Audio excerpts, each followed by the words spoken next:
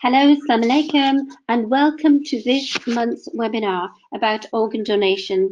Jazakallah to all our presenters today for their time and expertise. Dr. Sharif Al-Ghazal, Dr. Habib Akbani, and Dr. Shahid. Jazakallah for attending, and for everybody else who has attended today. Just going to talk about BIMA and what we do. So I hope everybody can hear me. Please put in the chat box if you have any problems with the presentation or any technical issues.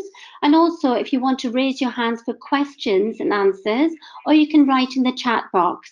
We will be taking questions and answers at the end of the webinar. So inshallah, I'll start the webinar now. Bismillah ar-Rahman ar-Rahim. I thought the reminder today would be very pertinent, and this is our reminder. And we will surely test you with something of fear and hunger and loss of wealth and lives and fruits. But give good tidings to the patient, who when disaster strikes them say, indeed we belong to Allah, and indeed to him we will return. Those are the ones upon whom are blessings from their Lord and mercy, and it is those who are the rightly guided. I just want to tell you a little bit about BIMA and the work of BIMA. The British Islamic Medical Association was founded in 2013 in Leicester, and we have a vision. The vision is inspire, unite, and serve.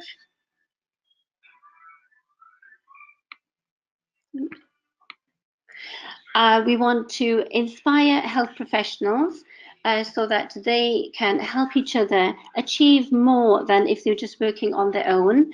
We want to unite our Muslim communities and health professionals. So again, we can do more. We run many different projects, community service. We provide services for trainees and students. We have organised several national conferences and events, and also provide professional development.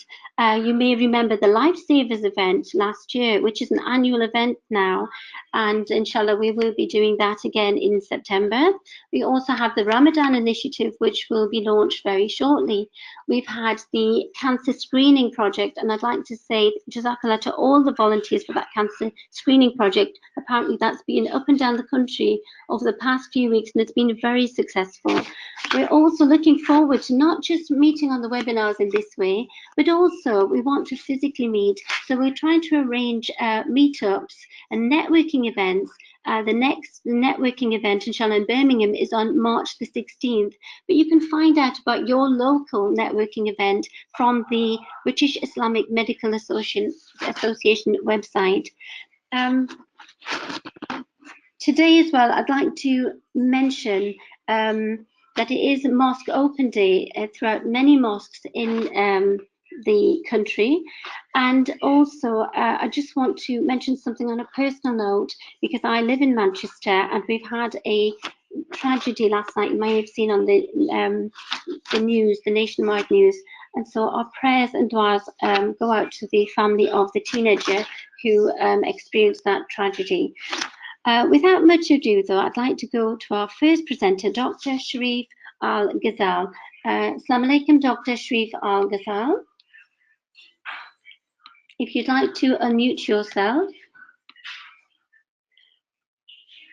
Assalamu alaikum, Dr. Ghazal, are you there? Assalamu alaikum. Can you hear me? I can hear you very well. Would you like to share your slides with us? Yeah. Great. I mean, obviously, just a quick introduction, just for a minute, and then I'll probably maybe leave it to Dr. Habib Akbani. Oh, yes, that'd be great, yes. Is that all right? Yes, so, that'd be great. I mean, obviously, Jazakallah khair. And we, BIMA, as you quite clearly said, we try to do series of health promotion for the last few years. And organ donation is probably maybe one of the top. It's a big problem in our Muslim community, and we need to tackle it. And I'm sure Dr. Akbani will highlight the medical side of it. I mean, the other reason for highlighting this, because we know the opt-in and opt-out system, the presumed consent is actually will most likely be starting next year. So it's part of our duty to educate ourselves and our medical colleagues, and we need more of such seminars. This is the reason for choosing the organ donation for this session webinar. So I'm sure Dr. Habib Akbani can probably maybe start now and present some of the medical reason for this, please. I'll follow him inshallah after this, and then there'll be Sister inshallah, Sister Shazia will talk about her experience as recipient transplant. Dr. Habib Akbani, are you there? Can you hear me? Yes, we can. Thank you so much. And if you'd like to share your slides with us, please. I think they already shared. Oh, lovely. Thank you for your presentation. Can you see the slides?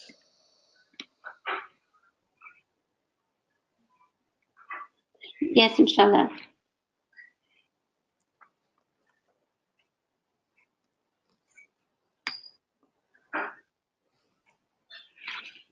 Hello.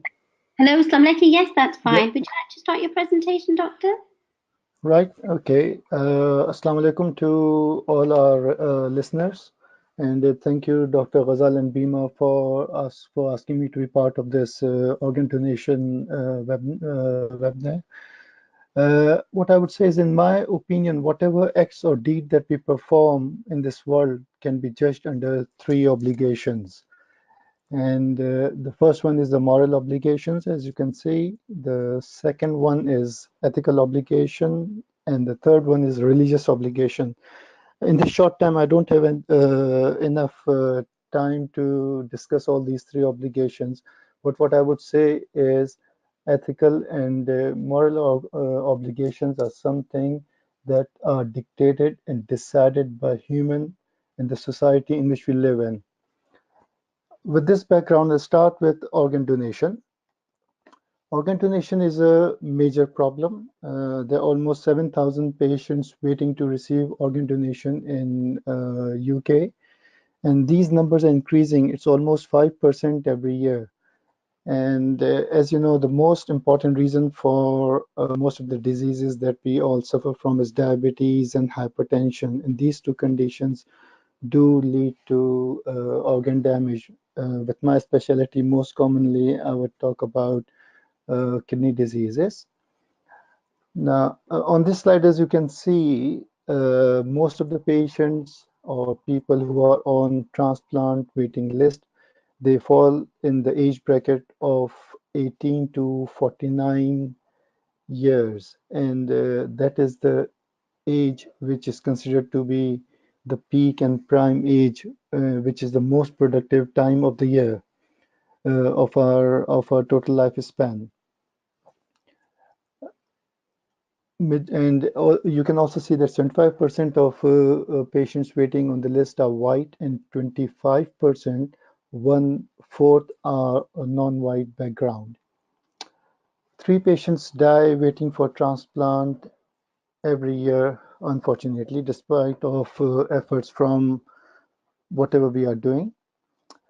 In terms of kidney disease, 1 in every 10 patients or people in UK will develop kidney disease. There are about 65,000 patients in UK being treated for advanced kidney diseases, which is stage 5 kidney disease.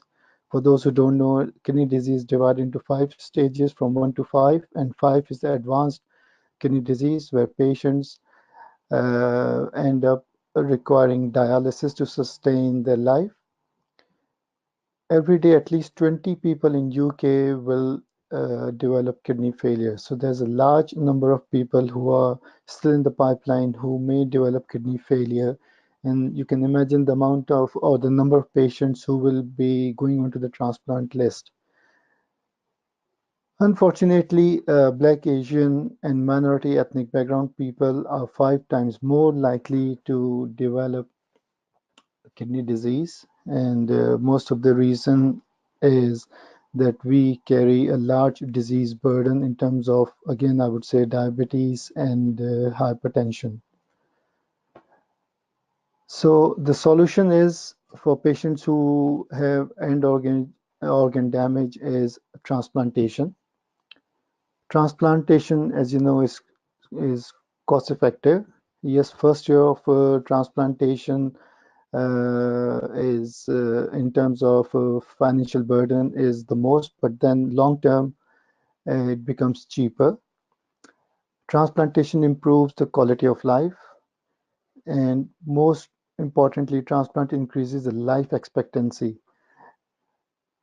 Kidney disease patients who receive transplantation, it is known that they live 10 to 15 years longer than patients who are on dialysis. Average waiting time for kidney transplant is 3 years, and for patients from ethnic minority, the average time can be much longer, can be 4 years or longer. When I do my ward rounds on dialysis unit, I'm really surprised to see the number of Asian patients who have been on dialysis for many years, and they're still waiting for transplantation. It is really heartbreaking to see these patients on dialysis and getting comorbidities in front of your eyes. As far as transplantation are concerned, the organs that we get for transplantation are either from live donation or disease donation. By live donation, I mean the patient's family, relatives, friends can come forward and be the donor. As far as disease donation is concerned, it's either from patients who have died of circulatory death or patients who have died of brain death. I won't go into details of what it means, but mainly broadly speaking, it's either a live donation or disease donation. If you look at this slide, this is ethnicity of deceased organ donor in UK year starting April 16 to March 17. And as you can see, 94% of donors are from white background, and only 6% of donors are from ethnic background. 2% from Asian, 2% from Black, and 2% from other ethnic minority. So you can imagine only 6% donors, and whereas we are almost 25% on the waiting list. So why does ethnicity matters in organ donation? There are a number of reasons for this, and the most important is because we, as I mentioned, carry a large disease burden, and the most important disease is diabetes. As far as diabetes is concerned, as I mentioned, there are almost 4 million people in UK living with diabetes, which means 1 in 16 people having diabetes at any time, either diagnosed or undiagnosed. And globally, there are more than 400 million people having this disease. And I myself don't call diabetes a diabetic disease, it's a syndrome. And sometimes I may even call it a disease which is worse than cancer in terms of morbidity and comorbidities. So what is the current situation? This is statistics that I've taken from NHS Blood and Transplant Unit. It is from last year. And look at the numbers. It says there are over 1,800 patients from Black, Asian, minority ethnicity on waiting list. Last year, 901 patients received organ donation, and these 901 patients belongs to Black, Asian ethnic minority. But surprisingly, or maybe not surprisingly, only 114 patients donated their organ that belonged to Black Asian minority ethnicity. So 1800 patients waiting, 900 patients received, and only 100 patients were the donor or the organ donor. So you can see the clear disproportionality between what our needs are and what we contribute to this important issue. Now, Dr. Sharif mentioned about opt-out system. You must be aware of this sad story of Kiera, who sadly lost her life, and her heart donation saved Mac's life. It was in the news recently. And Kiera's donated organs saved 4 people in total.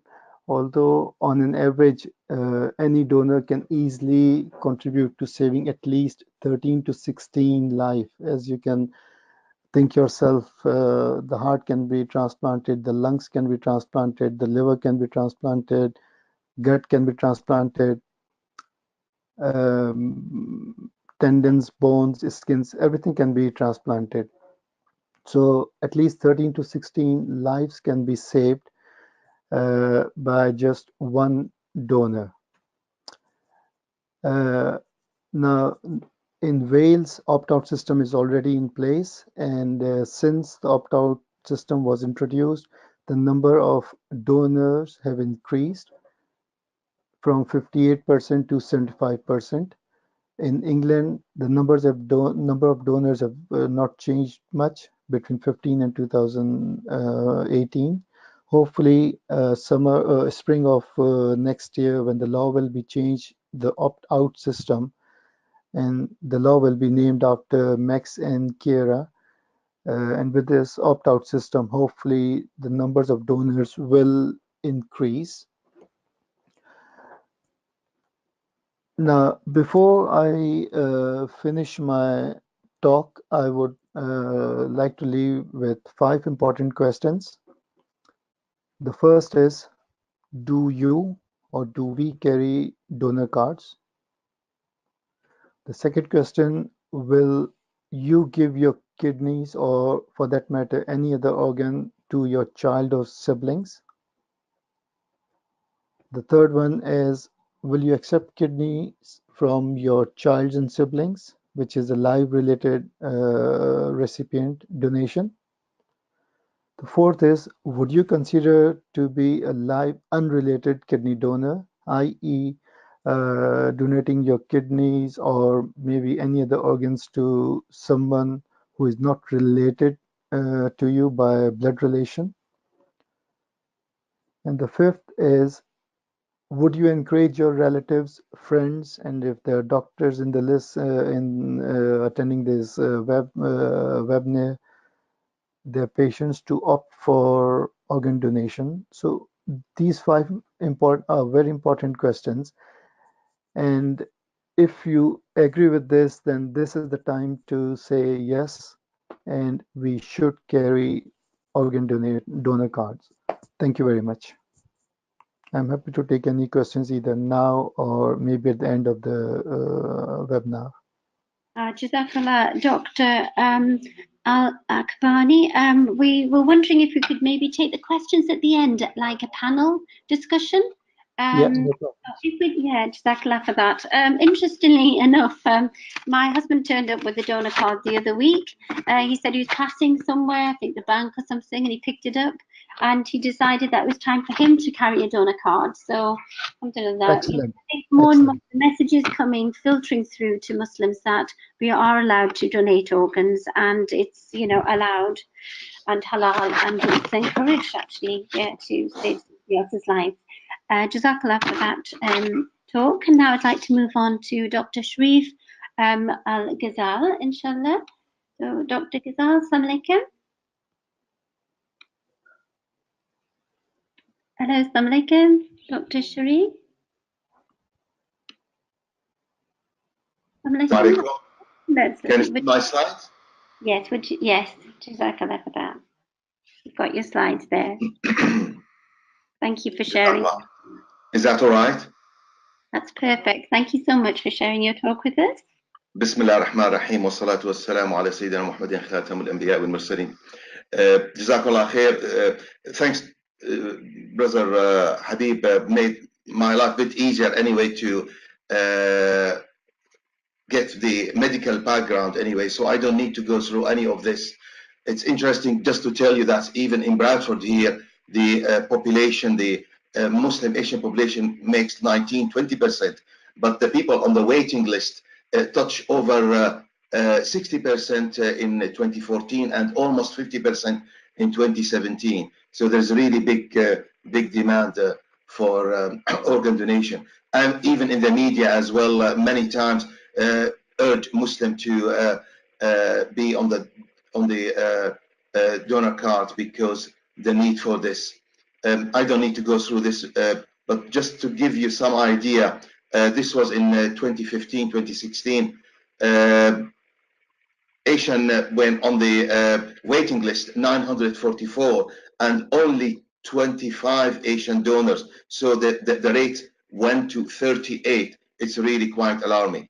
So if we take all of this and we need to start, why we don't go for, as a Muslim, why we don't go for the organ donation? Why we're still slightly a bit hesitant? There's a research done in 2005, and this research published in the American Journal of Transplant. Almost 1,300 people being interviewed in big cities in the UK, mainly Muslim populated 7 cities, and they asked the main question: why don't you support organ donation? If you don't, obviously. And the answer were really quite diverse, from funeral customer to it's not according to my religion. Quran never mentioned this.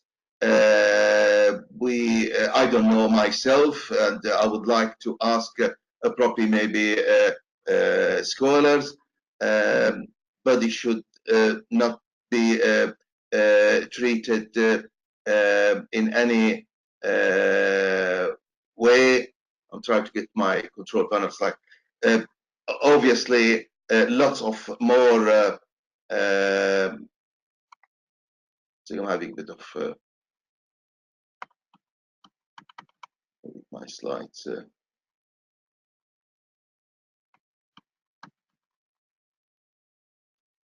For a bit of technical issue.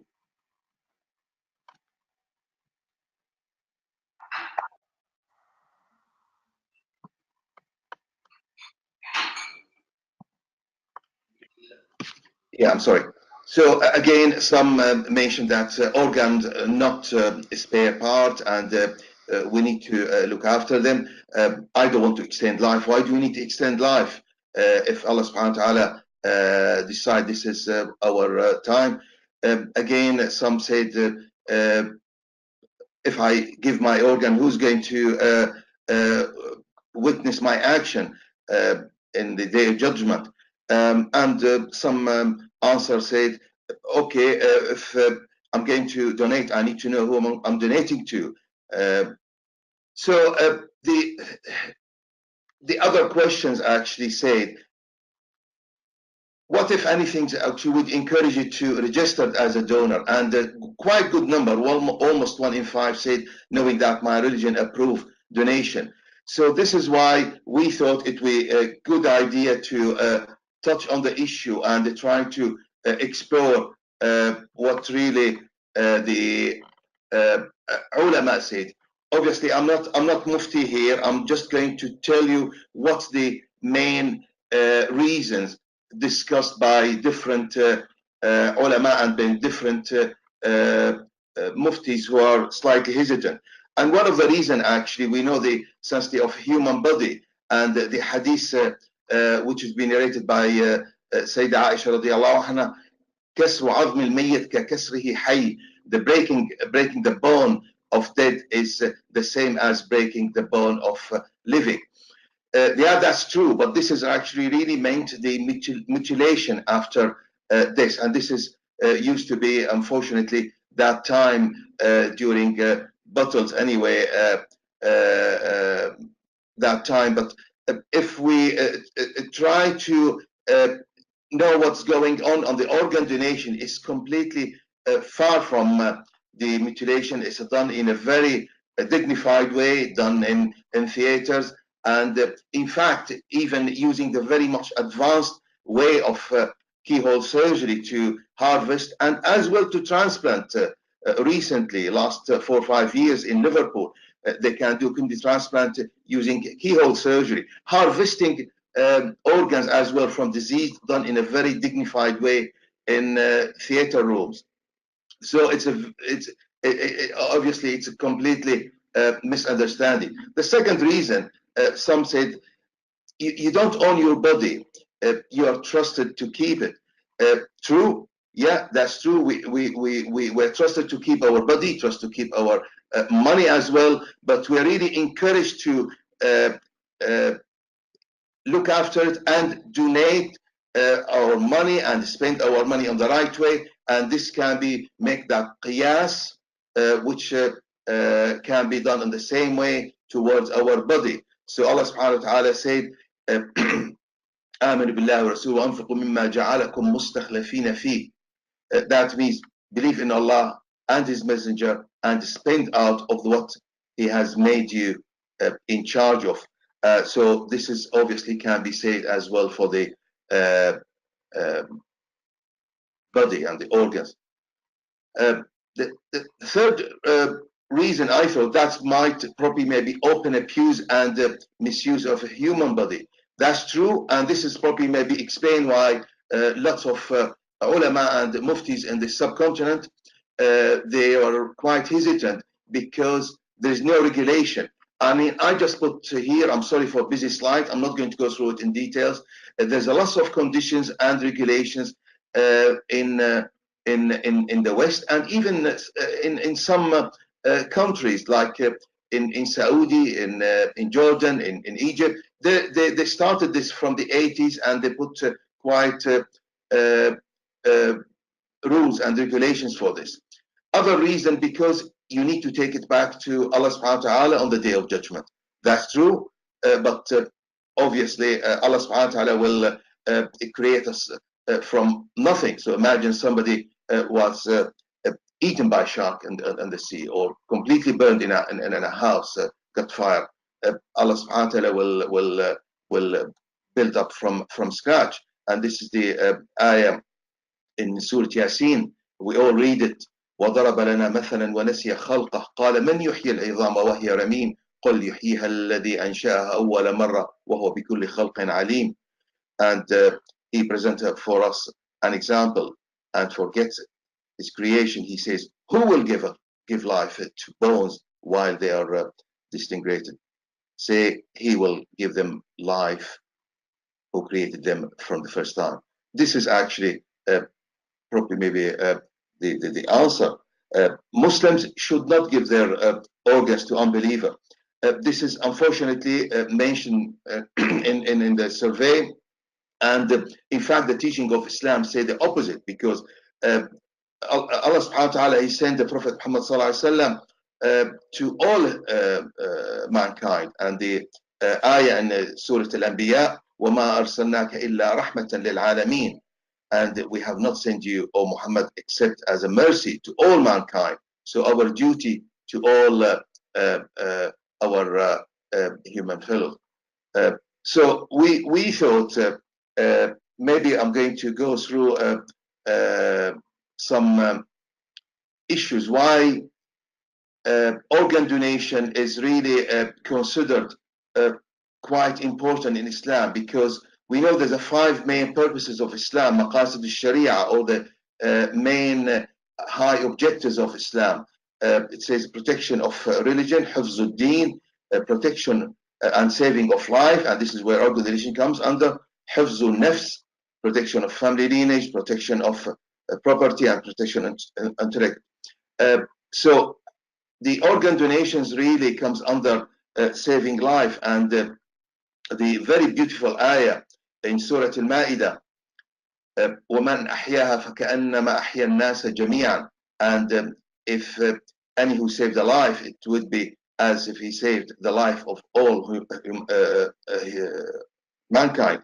And as Dr. Akbani said, one body can serve many and can help many patients.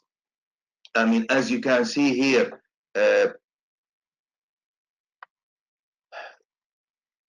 one body can give you donate heart, lungs, liver, pancreas, bone marrow, even joint, the skin, kidneys, 2 kidneys, and intestine, eyes, cornea. Just touching here very quickly on this issue. Some of the Shafi'i school allowed dissecting the dead pregnant ladies to retrieve the baby. So it's quite well known, this argument to open the body for some benefits comes out of it.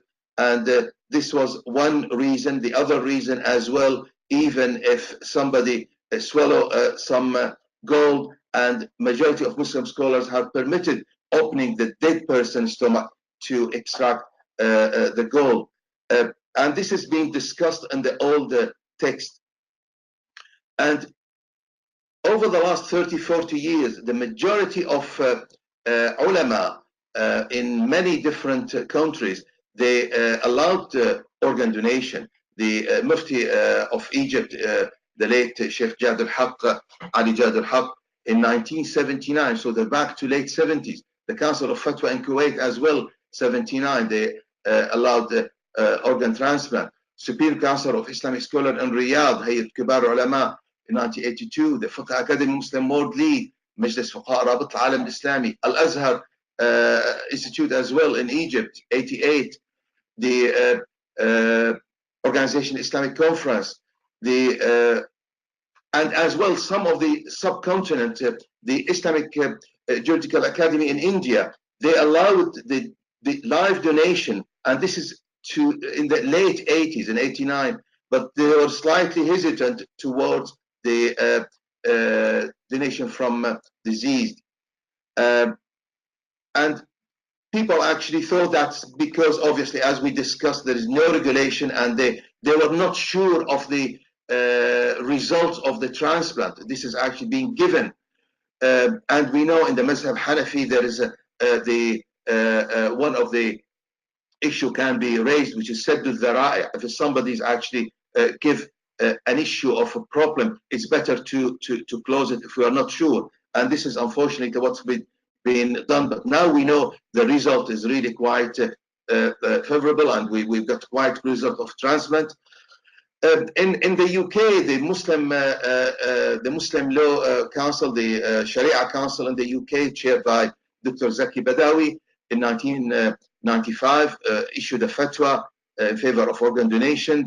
Also the European Council of Fatwa and Research, also the Iranian, even the Shia Mazhab, Sheikh Yusuf al-Qaradawi in 94. In fact, he went even further. He's more, and he said this is actually sadaqah jariyah. This is an ongoing charity. So it's not only allowed, it's actually encouraged to do this.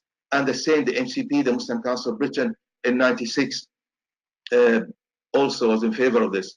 The FEMA, which is the Federation Islamic Medical Association, which BIMA is part of it, as well, quite encourage the organ donation. And there's many seminars done in the country by different group. And we know nowadays, mashallah, there's a shift. I can see there's a positive shift by some of the ulama and muftis in the UK. I know Mufti Zubair Butt, Mufti Ibn Adam Kawsari. I know, mashallah, Sheikh Dr. Faqat Rashid in Bradford, and Sheikh Dr. Musharraf Hussain as well. Lots of talk and seminars being held, and there's one in a couple of weeks in London to discuss this issue, because there's a huge big need. I'm not going to go through the argument and why it's halal.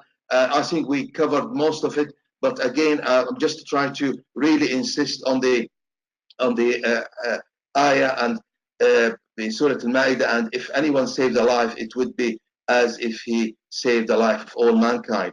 And the hadith Sharif, من فرج عن مؤمن عن أخيه كربة من كرب الدنيا فرج الله عنه كربة من كرب يوم القيامة. It's a beautiful hadith. Whoever helps a brother in difficulty, Allah will help him through his difficulties on the day of judgment. There is some issue, there is some conditions. Yes, some organs cannot be donated, like sexual organs, sperms, eggs, not allowed. And probably maybe there is some issues as well. I know that people might think there's a culture or social reason more than just the Islamic reason for many people. The burial issues, although we see some of our Muslim brothers who even like to transfer the body abroad to be buried in different countries. They have to wait a few days.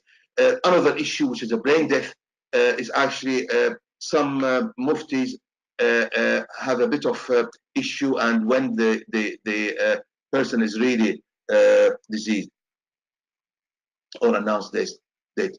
The last slide here, I just put it here because the opt-out system. So now, I mean, till now is actually in Wales. We should know that it's only applied for the adults over 18. They need full capacity, and also if the next of kin have refused or they refuse, I think now they can overwrite this, and they might change this, but till now I think the family have the final say. Also, the people who actively opt out were mainly from the ethnic minority, unfortunately. I know some ulama, they're really quite in favor for this. Jazakumullah khair. I'll probably maybe leave it to Dr. Shazia as well, Shazia Shahid, if she would like to give us some idea on her experience as a recipient. Jazakumullah khair. Jazakallah, Doctor. I'm now going to move on to Dr. Shazia Shahid. Assalamu alaikum. Are you there, Dr. Shazia? Yes, walaikum assalam. I'm here with you. Oh, lovely. And would you like to tell us a little bit about yourself first before you give us your presentation? Yes, sure. As you know, my name is Shazia, and I got my transplantation around 2014, and I'm really very grateful that I got the opportunity to get a preemptive transplantation. I think it is not discussed here because in the UK we are not getting preemptive option, but it's actually it's done when your kidney is working little bit, about 12%. My kidney was working around 15%. At that time, doctor told me that either you can delay it and go for further deterioration of your condition, or you can just go for preemptive. And thanks God, I had my donor, my younger brother, who offered me his kidney, and so that therefore I opted for the preemptive transplantation. Before, I was seriously ill, weak, and always tired and drained.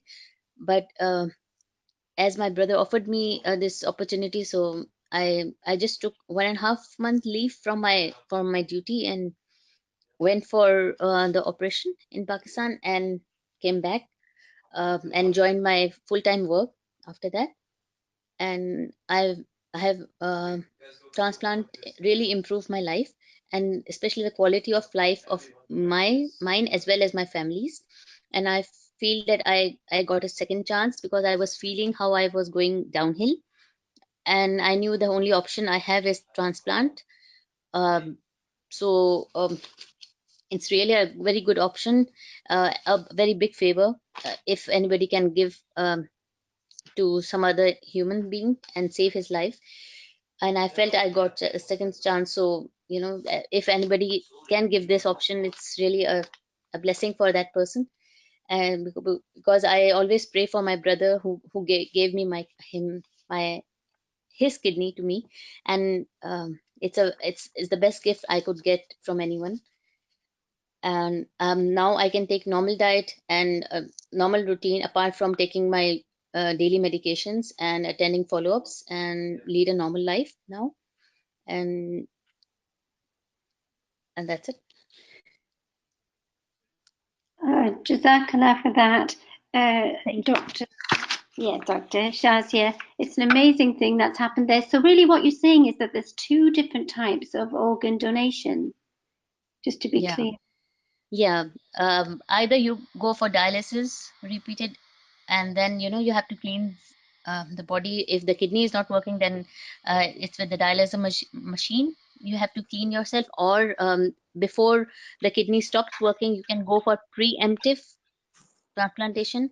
I was working in Saudi Arabia at that time, so my doctors there, they all forced me to go for this type of transplantation if I had the opportunity and I had the donor, because they said that it gives it's healthier if you don't go for dialysis. The details that the nephrologist is there, so he can tell the details, but this is what I was told at that time, and I'm thankful to them. Now I'm feeling normal, alhamdulillah, and I have no problems at all, and my all creatinine and everything is normal. And so before you had your transplant, how were you feeling? What was life like before? I was very anemic and very because of that I was very tired. I was getting every second day I was getting erythropoietin injections. Second or third day I was getting injections, but still I was having pallor and uremic symptoms, uh, tiredness. It was very hard to do a full time work at that time. But as I had no option, so I was fulfilling it, but I felt a lot of difference before and after the operation. And did you try Zamzam water, and did many people make dua for you as well? Because we do believe in the power of prayers as Yes, of Muslims. course, because I was in Saudi Arabia and I had lots of option to get the Zamzam, Alhamdulillah. So I was taking that, but still I was seeing with the results of my creatinine and all were slowly and gradually going down. And as I had the awareness to what things I should prevent to to get my life better, so I was stopping potassium intake and many things which were not allowed. And in the end, at the time of operation, my doctor said that you are in starvation phase, because I was only 30 or to 40 kg at that time. So the doctor said, no, you are malnourished because you have stopped eating many things which was essential for the body. But because of I was preventing myself to get uremic symptoms, so I was just lingering it and stretching so that I can work and continue my life. And your life now, you're back to work, is that right, Dr. Shazia? Yeah, I just took 1.5 months of break, and then I restarted my work full time, and I have no problem at all now. MashaAllah. And the rest of your life, your work, your home life, the rest of your hobbies, Everything everything is else. back to normal, alhamdulillah.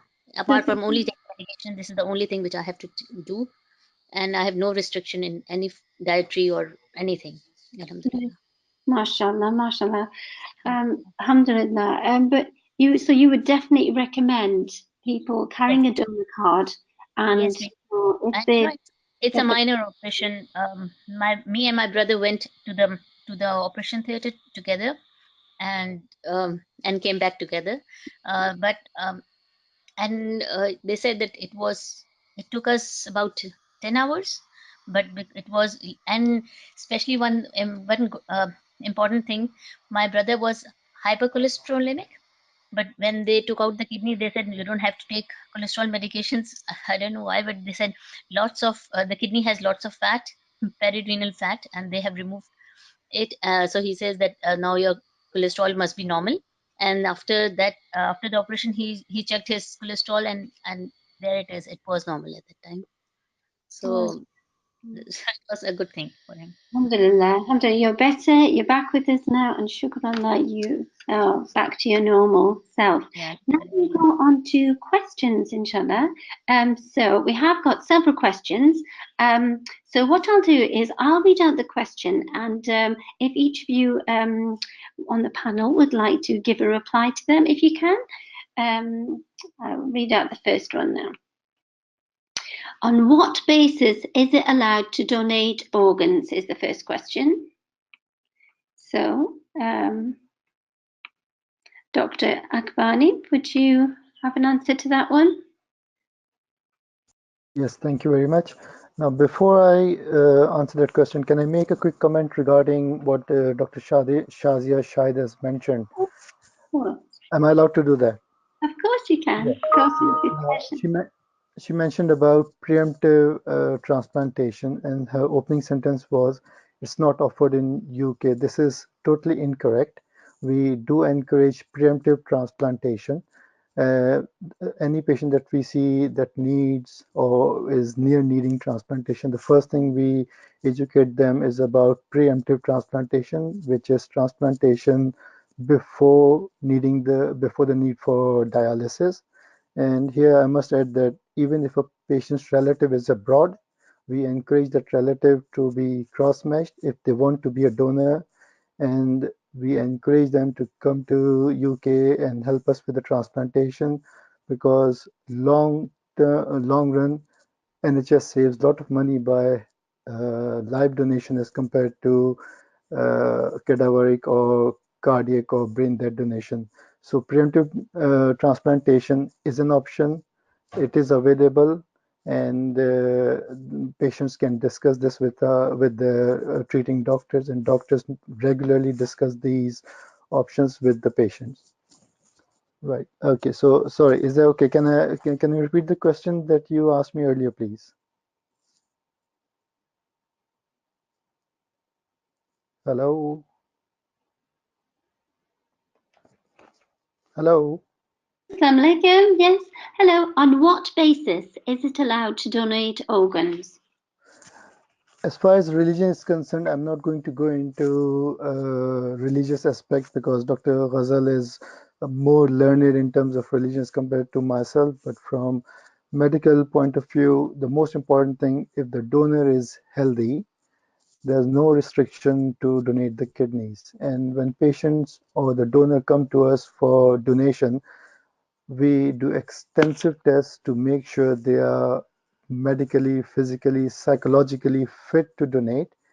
And you will be surprised to hear that some of the donors have come to us voluntarily donating to their kidneys to someone they don't know at all.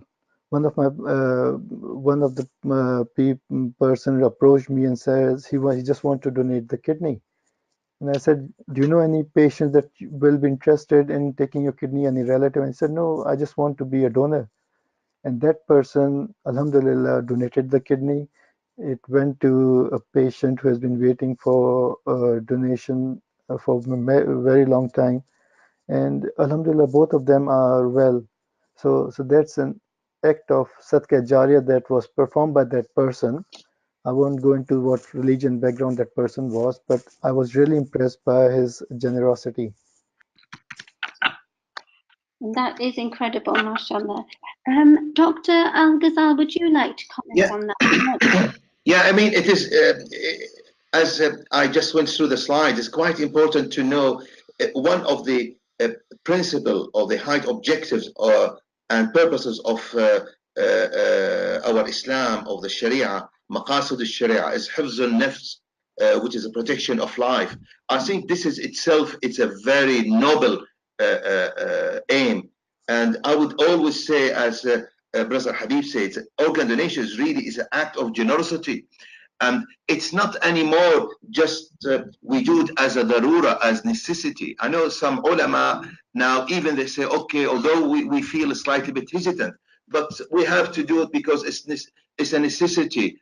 As they can see, all these figures published, Muslims really suffering, Muslims really are in a big demand. Unfortunately, we have an application. Our community, Muslim community, we are always on the receiving side. Why 8.1 on the waiting list are Muslims, and we only donate like 1.7, 1.8 donors from the Muslim community, which we feel, why do we don't mind to receive, but we have a problem when we donate. I think there is some moral and ethical issue here. We need to look at it. So that's why most of the ulama nowadays, they really not only say it's allowed, they encourage, they make it as an ongoing charity. Jazakallah khair. Dr. Shay, sorry, it's Dr. Akbani. Regarding this live donation, I have been practicing medicine in Bradford for the last 20 years, and I'm really surprised by the change in attitude of general public, especially our Muslim brothers and sisters. The days are gone, at least, I mean, this is what I feel, that when patients or the donors were talking about not donation and all those things, but now most of the donors from Islamic background, Muslims, they're voluntarily coming forward to donate their kidneys. So I think people are getting educated. There are some issues in the community which will always be there, but I think whatever efforts we all are putting in together are bearing some fruit now. Oh, Jazakallah for that. So I'm going to now ask the next question. So perhaps Dr. Akbani, you could reply first, and then Dr. Al-Ghazal and Dr. Shazia, if you want to unmute yourself, then you could reply as well, inshallah. So the next question is, it's quite a long one here. This is Mufti Usman Moravia from Preston, PhD candidate at Lancaster University. I'm looking into NHS, Muslims and organ donation. One question I'm asked by the community is what checks are in place to prevent black market in the UK? What does criminal law say about organ exploitation? Right, difficult question, to be honest. As far Yeah. as I'm concerned, there's no black marketing type of thing happening in UK, at least not to my knowledge. I know this practice is unfortunately prevailing in South Asian countries and other countries where, I mean, patients go buy the kidneys and then they come back to UK. Even patients in those countries, they can easily buy the organs. And these stories are not hidden, they're everywhere on the media. As far as UK is concerned, I don't know of any incidents where there is a black marketing or organs are bought or sold. I'm not aware of anything like that unless Dr. Sharif has got some idea on it. I'm not aware either, to be honest, brother. I mean, I myself, as a consultant, a plastic surgeon, we don't get too many, obviously, from this. We've been involved in like skin harvesting, skin transplant. Not myself, but in our specialty, in our team, but not obviously the legal issue of black marketing. Can I mention one thing? Sorry, If I'll just mention one more thing. In Pakistan, the law has been passed where these type of act are completely banned. By law, no one can buy or sell their organs. Unfortunately, things are happening as the Mufti Saab asked about black marketing, which is unfortunately still happening, but by law, you cannot sell or buy your organs in Pakistan. Good, very good. Jazakallah. Dr. Shazia, would you like to unmute yourself if you have any comments? Yeah, when I had the operations, I checked all options because at that time my brother was thinking about it. So I asked them that if somebody else can give. So in Pakistan, it's true that even if my friend wanted to donate the kidney, it was not allowed because there was chance of black marketing. So they said only the family members. That was so much vigilant that they asked my the ID card and the family tree. from Nadra office. That's the one which gives us the ID cards, and they checked that he's your original brother, and then they allowed the transplantation to be done. We have another question here. The question is, how can you ensure that a Muslim donor's organs go to a Muslim patient while in a non-Muslim hospital? Can I answer this question? Yes, please. Yeah, if it's coming from a deceased donor, there's no way of making sure that this goes to a Muslim recipient. It is impossible because patients who are put on the UK transplant waiting list, there are no numbers or they don't know the name or the ethnicity of the patients. They only are identified by a number. So if a kidney is available, the match is made with the list of patients on the waiting list, and then the best match gets the kidney. So it is impossible to know, to my knowledge, that whether the kidney has gone to a Muslim or a non-Muslim patient. This can only happen if in case of live donation, where you can choose and pick who do you want to give your organs to. But as far as disease donation is concerned, to my knowledge, it is impossible to know where the kidney is going. Although we know, we as doctors and at the UK transplant, they may know the name later on, but at the time of operation or at the time of selection, or no one knows where the kidney is going and who will receive the kidney. So ethnicity, religion, everything is hidden on the transplant waiting list. Now, one question that my patients do ask is, because I am a non-Muslim, non-white person, will I have the same chance of getting the kidney? I say no, they're not same chances because of the match. But at the UK transplant office, they don't know what the background of the patient is. So from them, all this important information is hidden so that there's no bias in transplant selection. Thank you. And Dr. Al-Ghazal? I think that's very well said by Dr. Habib. Nothing to add. Jazakallah. And Dr. Shazia, would you like to comment on any of these? I would say it's a charity, you know, and if you give to anyone, your deeds will be counted, and you are saving a life. If you are giving blood transfusion, kidney transplant, it's saving life. So it doesn't matter that much, I think. There's another one maybe related. There are a few that have mentioned that Muslims should only give their organs to other Muslims. Would you like to comment on this, please? I think sister just mentioned this, just answer this. Yeah. She just answered this. I mean, it's a charity. It's a act of generosity. We all are human beings. We live in a place. We need to raise this issue of helping each other, and Islam's actually encourages us to do so. I think this is what we need to remember when the janazah of Jews came and the Prophet Muhammad ﷺ, he stood up and the people around him asked him, why did you stand up? He said, is it not a soul? Is it not a human being? So this is the sadaqah, the generosity. We need to, and we all as a Muslim, we all encourage this, whether to give a charity to Muslims or to non-Muslims. We've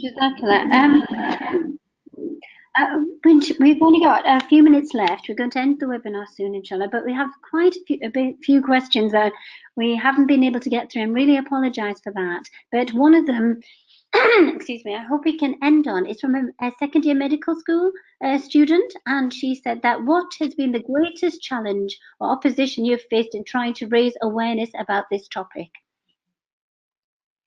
I think I'll answer this question, or I'll try to answer this question. I don't think there's any hindrance. The hindrance is only in our own self. When we don't want to be a donor, we use religion as an excuse. I've been doing lectures at Bradford University, Leeds University for many years, and whatever lecture I do, I always mention organ donation. And the only hindrance I see from even young people is the fear of donating their organ to someone else. And they use religion as an excuse. Religion is not an excuse, no matter whichever religion you follow or belong to. Religion is not an excuse. All religion teaching is help your fellow human beings. That's it.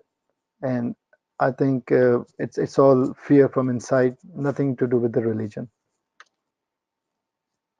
Dr. Al-Ghazal, would you like to end with Yeah, anything? I mean, exactly as Dr. Habib said, and I'm just going to add little things.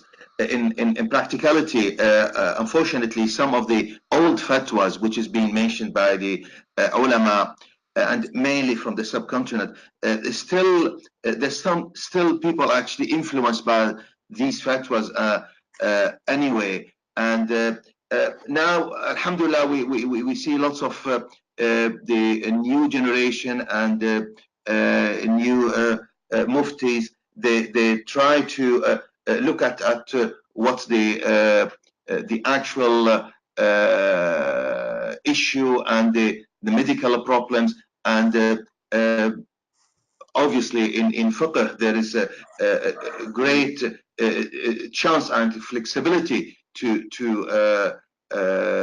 give the right fatwa, which we know in some countries of 30-40 years ago.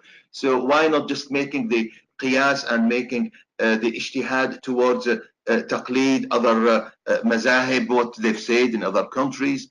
Unfortunately, I think the main obstacles I can see from talking to the people, they only wait to the local mufti to change the fatwa, which unfortunately it's going to take some time to happen if they probably maybe follow some specific school of thought or specific madhab, unfortunately. Jazakallah khair. Oh, Jazakallah khair. I would like to add a little bit. Yes, please do. Yes, thank you so much. Yes. As Dr. Akbani said, that it's the fear, and I totally agree with that. It's fear, and also people have thoughts that if I am giving one kidney, and if the other kidney fails, what will happen to me myself?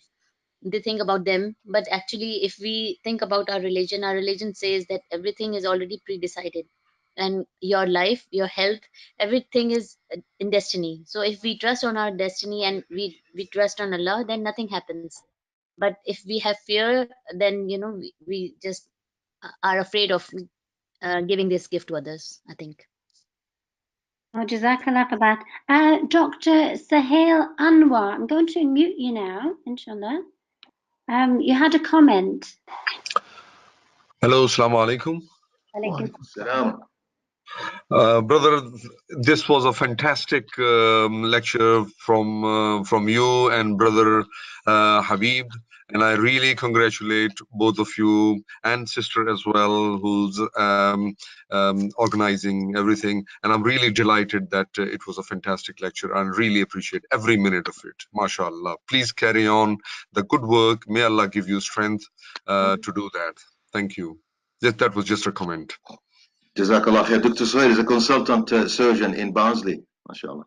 Oh, Jazakallah for that. That's a lovely ending as well, mashallah. So I am delighted as well that we've had the topic, which sometimes is sometimes a taboo topic in some places, about organ donation. There's a lot of misunderstanding, but Jazakallah for that. I mean, ethnic minorities make up a quarter of a quarter of the organ waiting list in the UK, but less than 5% are donors. So it's been very important for us to listen to this presentation. Jazakallah to all of our presenters, Dr. Sharif Al-Ghazal, Dr. Akbani, Dr. Shajia Shahid, Jazakallah, and I pray that everybody has a blessed day today, inshallah. We'll end the webinar now. I'm sorry that we couldn't get through all the questions, but you can listen again on our BIMA YouTube channel. And if you have any other questions about networking events or the cancer screening event or the lifesavers or any other questions regarding BIMA events, please log on to our website. والعصر إن الإنسان لفي خسر إلا الذين آمنوا وعملوا الصالحات وتواصوا بالحق وتواصوا بالصبر. Have a blessed day until we meet again in April, inshallah, and our next webinar will be in April. It will be about mental health issues. I hope you all tune into that. Assalamu alaikum. Assalamu alaikum. السلام ورحمة الله. بارك الله فيك. جزاك الله خير. Jazakallah.